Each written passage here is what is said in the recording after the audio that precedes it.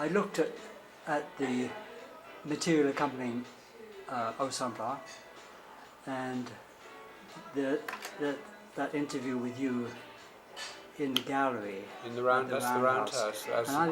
And I went back there, of course, and visited last time I was there, and I was really shocked by the transformation. And it seemed to me that in microcosm, this was kind of what's happened to London in a sense.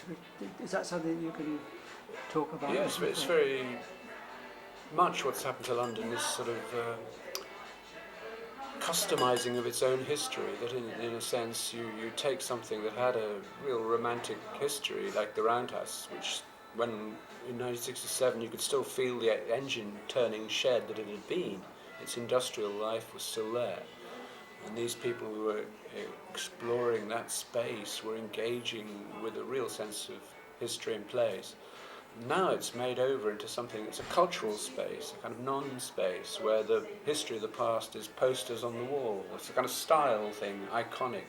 And security guards allow you into this bit or that bit. It's a rock concert maybe coming along in the next 5 minutes.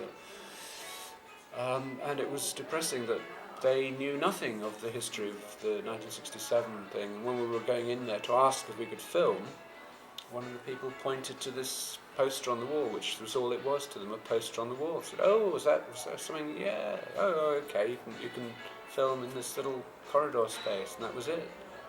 So it was shocking, and it is a true portrait of what's happened to London. And it's all covered in with glass and glitz. You can't see the original building. There's no movement or access through the space. Obviously, in the original thing, it was really an open space. You came into it up the steps, and then you were in this huge, empty, cavernous space where all kinds of different groups were carrying out their discussions, and some people were sleeping there and living there.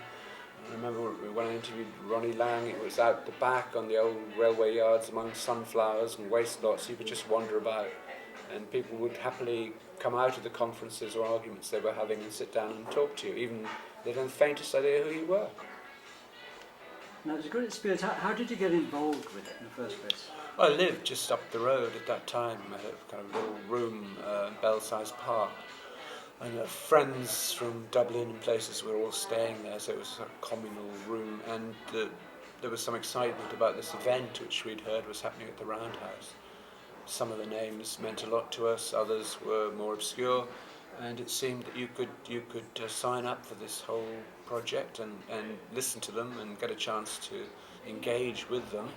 And having recently been in film school in Brixton with a Dutch colleague, he said we could get money from Germany, we could make a film of this. I thought, that would be really interesting. So the film in the end centred mainly on Allen Ginsberg himself, because that was the person they were interested in. So using Ginsberg as a device, in a sense, we happened to catch a bit of that big moment of debate between Stokely Carmichael, who was being very radical, and Ginsberg, who was trying to pacify things, and the audience themselves, who were getting in on this sort of essentially quite troubled event where nothing was at all resolved.